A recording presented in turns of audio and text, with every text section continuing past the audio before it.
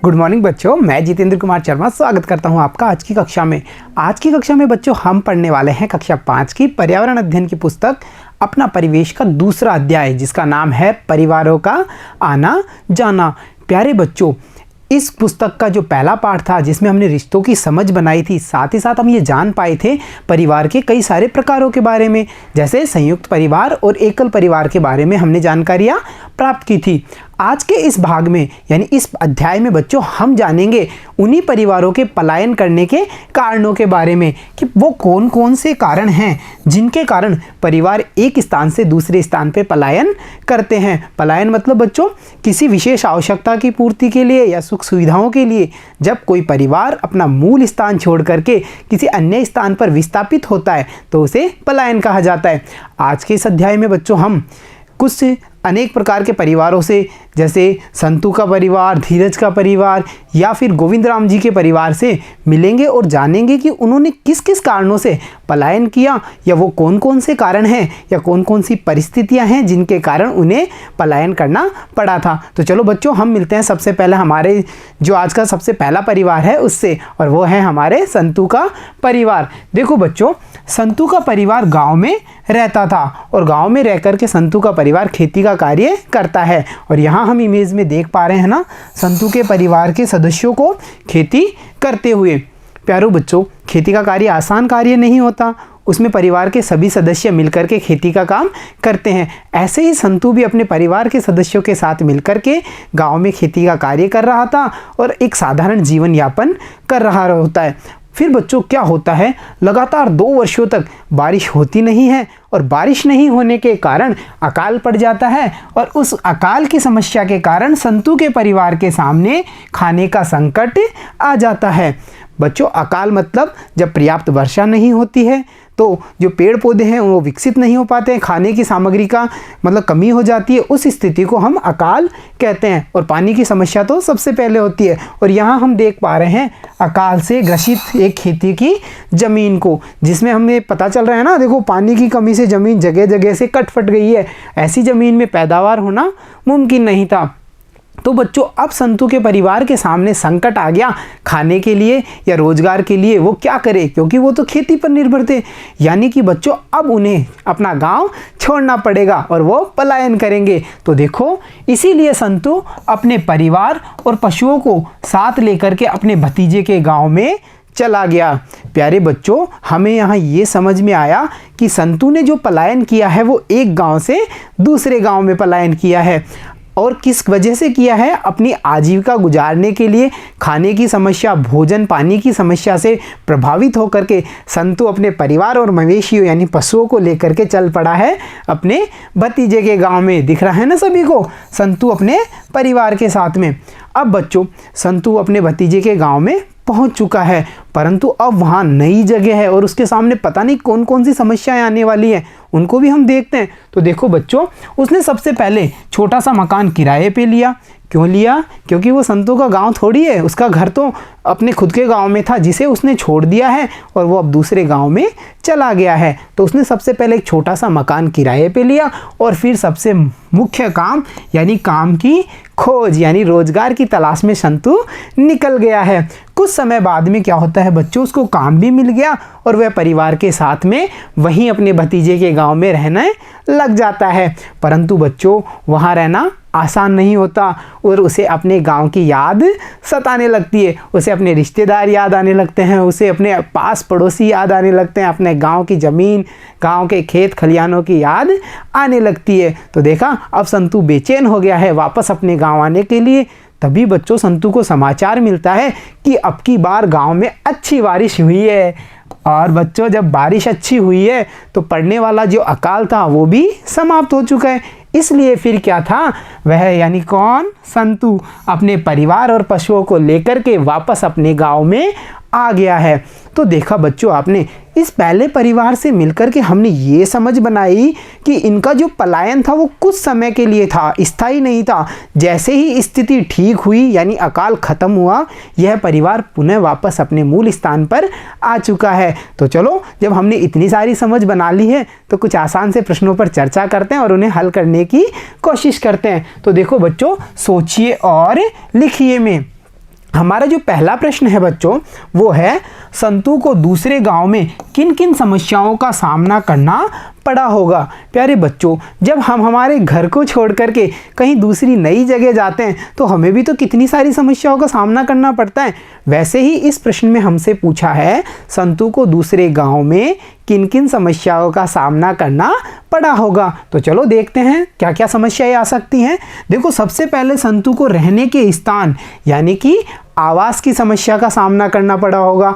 उसके बाद में देखो बच्चों, किराए पर सही जगह, किराए पे मकान तो मिल गया होगा परंतु उसे मकान सही जगह पे मिलना चाहिए, ये भी एक बड़ी समस्या है। और साथ ही साथ उसे ये भी मशक्क़त करनी पड़ी होगी ना, भोजन पानी की जो व्यवस्थाएं हैं उनकी उचित व्यवस्था बनाने के लिए भी संतू को अनेक प्रकार की समस्याओं का सामना करना पड़ा होगा। और सबसे इम्पोर्टेंट, सबसे महत्वपूर्ण बात, उसे अपनी आजीविका चलाने के लिए रोजगार प्राप्त करने की जो समस्या थी उसका भी सामना करना पड़ा होगा। तो हम बच्चों ये अंदाज़ा लगा सकते हैं, जब भी कोई एक परिवार अपने मूल स्थान को छोड़ करके पलायन करता है तो उसके सामने सबसे पहले देखो आवास की समस्या, भोजन पानी की व्यवस्था की समस्या, और साथ ही साथ हम ये जानते हैं उसके लिए रोजगार की समस्या भी उसके सामने उत्पन्न हो जाती है। और यही सारी समस्याओं का सामना संतू को भी नए गांव में करना पड़ा होगा। अब बच्चों हम बढ़ते हैं अगले प्रश्न पे, और अगला प्रश्न है, देखिए, आपके आसपास से कोई परिवार दूसरी जगह गया हो या दूसरी जगह से आया हो तो उसके बारे में निम्नांकित जानकारियाँ एकत्रित कीजिए। प्यारे बच्चों, इस प्रश्न में हमसे पूछा है कि अगर आपके आसपास से कोई परिवार दूसरी जगह गया है या दूसरी जगह से कोई परिवार पलायन करके आपके गांव में आपके आसपास में आया है तो उनकी निम्नलिखित जानकारियां प्राप्त कीजिए, एकत्रित कीजिए। अब कौन कौन सी जानकारियां हैं? देखो, सबसे पहले हमें ये जानकारी प्राप्त करनी है कि परिवार कहाँ से आया है या कहाँ गया है। अगर परिवार गया है तो वो कौन सी जगह गया है, अगर वो कहीं से आया है हमारे पास में तो वो कौन सी जगह से आया है। फॉर एग्जाम्पल, जैसे मेरे पड़ोस में एक परिवार जोधपुर से आया है तो मैं यहाँ क्या लिख सकता हूँ कि मेरे पड़ोस में आने वाला पलायन करके जो परिवार है वो जोधपुर से आया है। तो देखा आपने कितनी आसानी से मैंने जानकारी एकत्रित की और यहाँ लिख दिया। अब बच्चों और हमें क्या क्या जानकारी प्राप्त करनी है वो देखिए, किस कारण से वो परिवार आया है या गया है, मतलब ऐसे क्या कारण थे, ऐसी कौन सी समस्याएं थी या ऐसी उसकी कौन सी ज़रूरतें थी जिनके कारण उस परिवार को पलायन करना पड़ा, या तो वो यहाँ से गया है या किसी दूसरे स्थान से आपके आस पड़ोस में आया है। तो देखो बच्चों, किसी भी परिवार के पलायन करने के जो सामान्य कारण होते हैं वो क्या क्या होते हैं, या तो रोजगार या नौकरी, उच्च शिक्षा या फिर प्राकृतिक आपदाएं। रोजगार या नौकरी जैसे काम धंधे की तलाश में या किसी व्यक्ति की कोई नौकरी होती है तो वो अपने परिवार के साथ अपने नौकरी या रोजगार वाले स्थान पर रहना शुरू कर देता है, इसी वजह से तो पलायन होता है। इसके अलावा बच्चों देखो, उच्च शिक्षा भी वो कारण है जिसके कारण परिवारों का पलायन होता है। और प्राकृतिक आपदाएं, इनके बारे में बच्चों हम आगे चर्चा करने वाले हैं इन सभी बिंदुओं पे कि परिवार के पलायन के और कौन कौन से कारण हैं, इन पे हम विस्तार से जानेंगे। तो बच्चों हम ये अंदाज़ा लगा सकते हैं कि किसी भी परिवार के एक स्थान से दूसरे स्थान पर पलायन करने के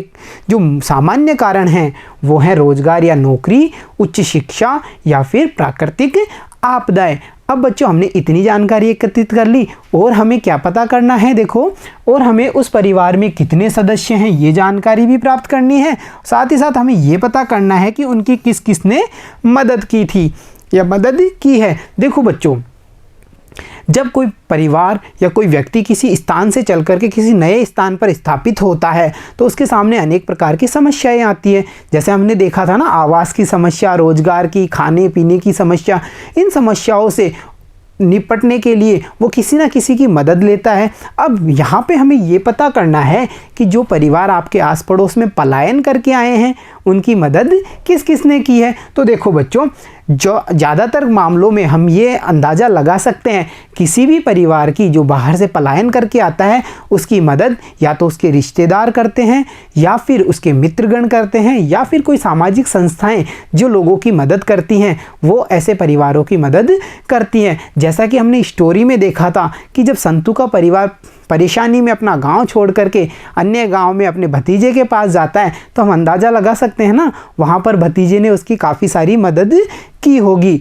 तो ऐसे ही बच्चों, जो परिवार पलायन करके आएंगे उनकी मदद उनके रिश्तेदार, मित्रगण या फिर कोई सामाजिक संस्थाएं करती हैं। तो चलो बच्चों, अब हम बढ़ते हैं हमारे दूसरे परिवार पे। जो मैं बताया था ना मैंने आपको कि आज के इस अध्याय में हम काफ़ी सारे परिवारों से मिलेंगे और उनके पलायन के कारणों को जानेंगे और देखेंगे उनके सामने क्या क्या समस्याएं आई। तो चलो अब मिलते हैं हम दूसरे परिवार से, जो है धीरज का परिवार। देखो बच्चों, धीरज के एक पुत्र और एक पुत्री थी। वह गांव में दैनिक मजदूरी करता था। प्यारे बच्चों, दैनिक मजदूरी का मतलब होता है बच्चों, जब कोई व्यक्ति परिश्रम का कोई कार्य करता है या कोई भी कार्य करता है जिसके बदले उसी दिन उसको मजदूरी मिल जाती है, यानी प्रतिदिन की मजदूरी पर किए जाने वाले कार्य को दैनिक मजदूरी कार्य कहा जाता है। और ऐसा ही दैनिक मजदूरी वाला कार्य गांव में रहने वाला धीरज करता था। और यहाँ हम देख पा रहे हैं धीरज को, जो अपनी दैनिक मजदूरी के कार्य से लौट रहा है। प्यारे बच्चों, धीरज के एक पुत्र और एक पुत्री थी। और धीरज की ये कितनी अच्छी बात है कि देखो, उसका पुत्र 12वीं में और पुत्री 10वीं कक्षा में पढ़ती थी। यानी कि धीरज ने लड़के और लड़की का कोई भी भेद नहीं किया और अपने पुत्र और पुत्री को बराबर शिक्षा दिला रहा है। जहां हमें पता चलता है पुत्र 12वीं में पढ़ रहा है और उसकी पुत्री 10वीं क्लास में पढ़ रही है। अब बच्चों क्या होता है, देखो, जब उसके पुत्र ने 12वीं कक्षा उत्तीर्ण की तो उसे उच्च शिक्षा दिलाने के लिए शहर के कॉलेज में भेजना था। और यहीं से शुरू हो जाती है धीरज के सामने समस्याएं, क्योंकि गांव में अपने परिवार के साथ रहने वाले धीरज के सामने ये समस्या आती है कि 12वीं उत्तीर्ण करने के बाद में अब पुत्र को भेजना है शहर, और वो भी उच्च शिक्षा के लिए। तो अब कैसे भेजेंगे? परिवार गांव में, पुत्र शहर में। और यही सब विचार करते हुए धीरज ने सोचा कि अगर बेटा अलग रह करके पढ़ेगा तो परिवार का खर्चा भी बढ़ जाएगा। सही बात है ना बच्चों? बेटा शहर में रहेगा तो उसे मकान किराया लेने पड़ेगा, वहाँ पे खाने पीने का खर्चा होगा, यहाँ पे भी परिवार को भी उतना ही खर्चा करना है खाने पीने पे, यानी खर्चा डबल यानी बढ़ जाएगा। और यही सब विचार करते करते धीरज आगे विचार करता है कि 2 साल बाद में उसकी पुत्री को भी उच्च शिक्षा हेतु शहर भेजना होगा। क्योंकि हमने पढ़ा था ना, हमने पता किया था कि धीरज की जो पुत्री है वो अभी 10वीं में, 2 साल बाद में यानी 12वीं करने के बाद में उसे भी कहाँ जाना पड़ेगा? शहर में। अब यही सब विचार करते करते धीरज ने क्या फैसला लिया? देखो, धीरज अंत में निर्णय लेता है कि मैं यहाँ भी दैनिक मजदूरी ही तो करता हूँ, क्यों ना मैं शहर जा कर के मजदूरी करूँगा और अपने पूरे परिवार को लेकर के मैं शहर ही चला जाता हूँ। और यहाँ हम देख पाते हैं धीरज और उसका परिवार निकल पड़ा है नए शहर के लिए अपने गाँव को छोड़ करके। तो देखा बच्चों आपने, यहाँ पर हमें इस परिवार की जो स्थिति है उसको देख करके ये पता चला कि जो उच्च शिक्षा है उसके लिए भी कई बार परिवारों को अपने मूल स्थान से पलायन करना पड़ता है। जैसे कि धीरज के परिवार को अब अपने गांव को छोड़ करके शहर की ओर पलायन करना पड़ गया है। पर प्यारे बच्चों, समस्याएं यहीं ख़त्म नहीं होती, असली समस्याएं तो अब आने वाली हैं। जैसे ही धीरज का परिवार शहर पहुंचता है तो देखो, जब वह शहर आया तो उसे मकान किराए में लेने में बहुत कठिनाई आई। क्यों कठिनाई आई? नया शहर, अनजान लोग, मकान किराए पे लेना है, बहुत ज़्यादा कठिनाइयों का सामना करना पड़ेगा। साथ ही साथ देखो बच्चों, शहर में जो मकान का किराया है वो भी अधिक हुआ। इस कारण से क्या होता है कि उसको शहर से दूर एक कमरा किराए पर लेना पड़ता है, क्योंकि बच्चों बीचों बीच शहर में अगर वो कमरा किराया लेता है तो वो ज़्यादा किराया देना पड़ेगा, यानी वो ज़्यादा महंगा पड़ेगा। और अभी अभी नया धीरज का परिवार जो गांव से चल के आया है, उनकी जो आर्थिक स्थिति है वो इतनी मजबूत नहीं है, इसीलिए उन्हें क्या करना पड़ा? उस शहर से दूर एक मकान, एक कमरा किराए पे लेना पड़ा है। अब बच्चों देखो, उसी कमरे में उसका पूरा परिवार रहता भी था, सोता भी था और खाना भी बनाता है। यानी कि धीरज के सामने देखो कितनी विकट समस्याएं आ गई। एक कमरे के मकान में ही उसको पूरा जीवन गुजारना पड़ रहा है, सारे काम उसको एक कमरे के मकान में ही करने पड़ रहे हैं। और देखो आगे, उसका जो पड़ोस था वो भी नया था, वो किसी को जानता भी नहीं है। साथ ही साथ देखो, उसे दैनिक मजदूरी के लिए भी अधिक प्रयास करने पड़ते थे। क्यों बच्चों, गांव में उसको सब जानते थे, तो कोई भी कार्य होता था दैनिक मजदूरी का तो लोग उससे मिल लेते थे, उसको बता देते थे भाई ये काम है धीरज करोगे, ये काम है। यहाँ शहर का उसका पड़ोस भी नया, शहर में उसे कोई जानता भी नहीं है, इसीलिए बच्चों उसे जो दैनिक मजदूरी है उसके लिए भी बहुत अधिक प्रयास करने पड़ते थे। और साथ ही साथ शहर में अधिक खर्चे के कारण, शहर में अधिक खर्चा बच्चों, क्योंकि जहां हम देख पाते हैं गाँवों में जीवन सामान्य होता है, लगभग हर चीज़ें काफ़ी किफ़ायती कीमतों पर मिल जाती हैं, वहीं हमें पता चलता है शहर में रहना खाना पीना सब ज़्यादा खर्चीला होता है। इसी वजह से शहर में जो अधिक खर्च है उसको पूरा करने के लिए वह दिन में दैनिक मजदूरी करता और रात में चौकीदारी का कार्य भी उसको करना पड़ रहा था।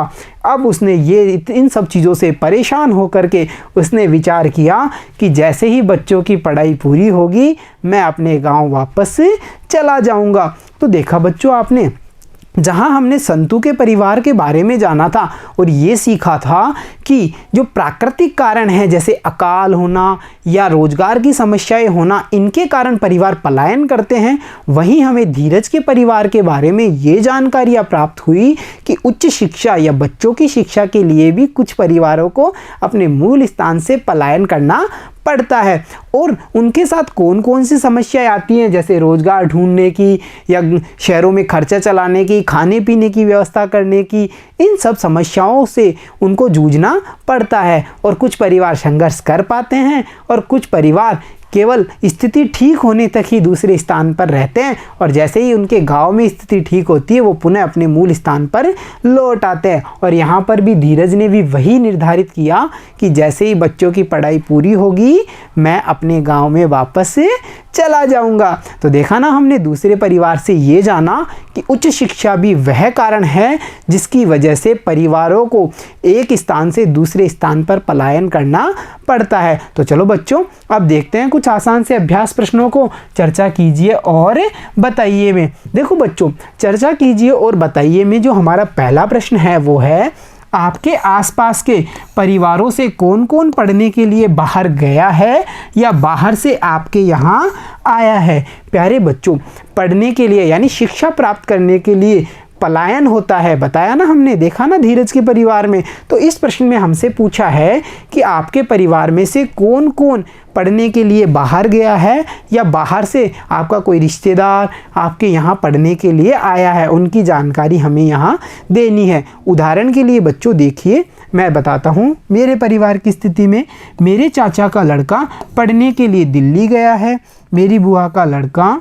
पढ़ने के लिए हिमाचल गया है, और जो मेरे मामा का लड़का है वो पढ़ने के लिए जयपुर हमारे पास में आया है। तो देखा आपने, हमारे जो रिश्तेदार रिलेटिव्स हैं उनके जो बच्चे हैं वो शिक्षा प्राप्त करने के लिए हमारे यहाँ आते हैं, और जो हमारे यहाँ के बच्चे हैं वो शिक्षा प्राप्त करने के लिए बाहर भी जाते हैं। ऐसे ही आपको भी पता करना है कि आपके परिवार में से या आपके आसपास के परिवारों में से कौन कौन बाहर पढ़ने के लिए गया है या उन परिवारों में कौन कौन बाहर से यहाँ पढ़ने के लिए आया है। तो चलो बच्चों अब बढ़ते हैं हम अगले प्रश्न पे, और अगला प्रश्न है, यदि आपको बाहर पढ़ने जाना पड़े तो आप क्या क्या सामान लेकर के जाएंगे। प्यारे बच्चों, जब हम किसी नए स्थान पे जाते हैं तो कुछ आवश्यक वस्तुओं को, आवश्यक कागजों को हम हमारे साथ लेकर के जाते हैं जिनकी ज़रूरत हमें सफ़र में पड़ती है या नए स्थान पर भी उन कागजों की या उस सामान की ज़रूरत हमें होती है। तो हम जब भी जाते हैं तो उन सामानों को हमारे साथ लेकर के जाते हैं।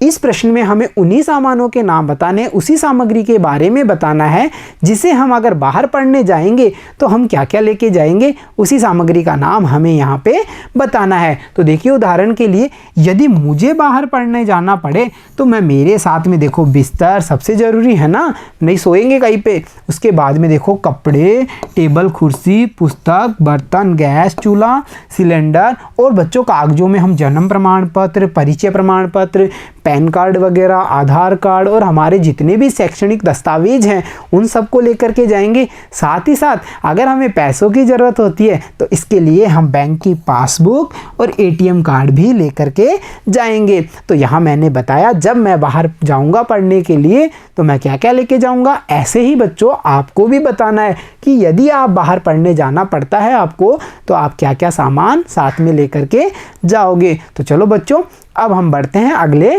प्रश्न पे, और हमारा अगला प्रश्न है, आपके विद्यालय में कोई साथी हॉस्टल में रह कर के पढ़ाई कर रहे हैं तो उनके बारे में ये जानकारियाँ प्राप्त कीजिए कि उन्हें क्या क्या काम स्वयं करने पड़ते हैं। देखो बच्चों, हॉस्टल का जो जीवन होता है एक अनुशासित जीवन होता है, जिसमें विद्यार्थी को अनुशासन सिखाया जाता है, साथ ही साथ उसे स्व अनुशासन भी सिखाया जाता है, यानी कि खुद पर अनुशासन करना, अपने छोटे मोटे काम स्वयं करने की जिम्मेदारियां भी छात्रों को दी जाती है। तो यहाँ इस प्रश्न में ये पूछा है, यदि आपके विद्यालय का कोई छात्री हॉस्टल में रह कर के पढ़ाई कर रहे हैं तो उनके बारे में आपको ये पता करना है कि उन्हें क्या क्या काम स्वयं करने होते हैं। तो देखो बच्चों, जहाँ तक हम विचार कर पा रहे हैं, अगर कोई व्यक्ति या छात्र हॉस्टल में पढ़ता है तो उसे कुछ काम जैसे स्वयं के खाने के बर्तन धोना, स्वयं के कपड़े धोना, इसके अलावा जो स्वयं का कमरा होता है उसकी सफाई करना, ये सब कार्य उसको स्वयं ही करने होते हैं।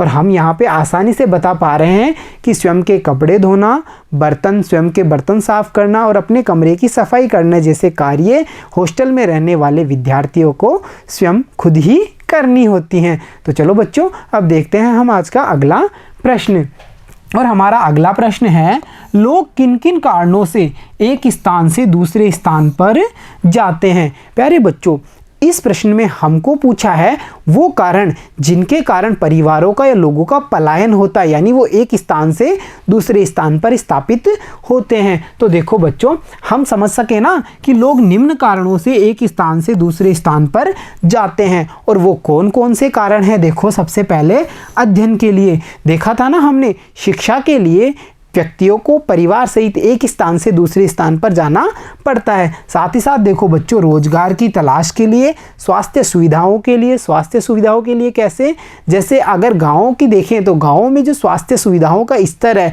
वो शहरों की तुलना में कम होता है, इसीलिए स्वास्थ्य सुविधाओं का लाभ लेने के लिए कई परिवार गांवों से शहरों की ओर पलायन करते हैं। इसके अलावा देखो, विवाह संबंधों के कारण कैसे, जैसे हमारी चाची, जब चाचा से शादी होती है तो वो हमारे पास आके रहती हैं, यानी उन्होंने पलायन किया। तो विवाह संबंधी भी एक ऐसे कारण हैं जिनसे भी व्यक्तियों का एक स्थान से दूसरे स्थान पे पलायन होता है। इसके अलावा देखो बच्चों, सरकारी योजनाओं का लाभ लेने के लिए, सांप्रदायिक या जातिगत दंगों के कारण, यानी कि हम समझ सकते हैं ना, सुरक्षा के कारणों से भी लोग एक स्थान से दूसरे स्थान पे पलायन करते हैं। और साथ ही साथ देखो, इसके अलावा देखो, बेहतर व सुखमय जीवन की चाह में और जो प्राकृतिक कारण हैं जैसे बाढ़, सुनामी, तूफान, इनसे भी प्रभावित होकर के जो परिवार हैं वो अपना मूल स्थान छोड़ करके किसी अन्य स्थान पर स्थापित होते हैं। तो प्यारे बच्चों, ये वो कारण हैं जिनके कारण एक परिवार या लोगों का एक स्थान से दूसरे स्थान पर स्थानांतरण या पलायन होता है। तो चलो अब देखते हैं हम अगले प्रश्न पे। अगला प्रश्न है बच्चों, उनके बच्चों की पढ़ाई कैसे होती होगी। जब कोई परिवार किसी स्थान से दूसरे स्थान पे पलायन करता है तो सबसे बड़ी समस्या बच्चों पढ़ाई की आती है। बच्चों की पढ़ाई, कि उनकी बच्चों की पढ़ाई कैसे होती होगी, क्योंकि उन्होंने आधे सत्र में स्कूल छोड़ा है, किसी ने 4 महीने चलती हुई स्कूल को छोड़ा है, तो उनकी पढ़ाई तो बाधित होती होगी ना। ऐसी स्थिति में हमसे ये पूछा है कि उनके बच्चों की पढ़ाई कैसे होती होगी। तो देखो बच्चों, हम अंदाज़ा लगा सकते हैं, एक स्थान से दूसरे स्थान पे जाने वाले परिवारों के बच्चे अपने दादा दादी, नाना नानी के साथ ही उनके घर पे रह कर के पढ़ते हैं, या फिर बच्चों कुछ बच्चे हॉस्टल या कमरा किराया लेकर के भी अपनी पढ़ाई को पूरा करते हैं, या फिर कुछ ऐसी स्थितियां होती हैं जिनमें उनकी पढ़ाई बाधित होती है और उस सत्र में वो पढ़ भी नहीं पाते हैं। तो हम यहाँ अंदाज़ा लगा सकते हैं कि उनके बच्चे या तो अपने किसी रिश्तेदार के घर रह कर के पढ़ाई पूरी करते हैं, या फिर हॉस्टल या किराए के कमरे में रह कर के, या फिर अपनी पढ़ाई को वो बाधित ही करते हैं उस सत्र के लिए। तो देखा आपने, पलायन से शिक्षा पर भी प्रभाव पड़ता है। तो चलो बच्चों, अब देखते हैं आज का अगला प्रश्न, और अगला प्रश्न है, जब लोगों को नई जगह पर बसना हो तो क्या क्या व्यवस्थाएं जुटानी पड़ती हैं। जैसा हमने बच्चों संतु के परिवार और धीरज के परिवार का अध्ययन किया था तो हमने ये जाना था कि जब ये परिवार अपने गांव यानी अपने मूल स्थान को छोड़ करके नए स्थान पे आते हैं तो इनके सामने काफ़ी सारी समस्याएं आती हैं, इनको कई सारी व्यवस्थाएं जुटानी पड़ी थी। तो इस प्रश्न में हमें बच्चों यही पूछा है कि नई जगह पर जब किसी लोगों को या किसी परिवार को बसना होता है तो उन्हें वो कौन कौन सी व्यवस्थाएं हैं जो सबसे पहले जुटानी होती हैं। तो देखो बच्चों, जब लोगों को नई जगह पर बसना होता है तब उन्हें रोजगार, भोजन पानी, घर और बच्चों की शिक्षा जैसी व्यवस्थाएं जुटानी पड़ती हैं। ये मूलभूत व्यवस्थाएं हैं जो सबसे पहले किसी नए स्थापित परिवार को जुटानी ही होंगी। तो देखा प्यारे बच्चों, आपने पलायन से परिवारों के सामने कितनी सारी समस्याएं आती हैं, साथ ही साथ हमने ये भी जाना कि पलायन किन किन परिस्थितियों में या किन किन कारणों से पलायन किया जाता है। तो प्यारे बच्चों, आज के इस भाग में इतना ही। मिलता हूँ आपसे अगले भाग में, कुछ और परिवारों के साथ जानेंगे उनके पलायन के कारणों को और समझेंगे उनके सामने क्या क्या समस्याएं आई और उन समस्याओं का उन्होंने कैसे सामना किया। तो प्यारे बच्चों, आज की इस कक्षा में इतना ही। मिलता हूँ आपसे अगली कक्षा में, तब तक के लिए धन्यवाद बच्चों।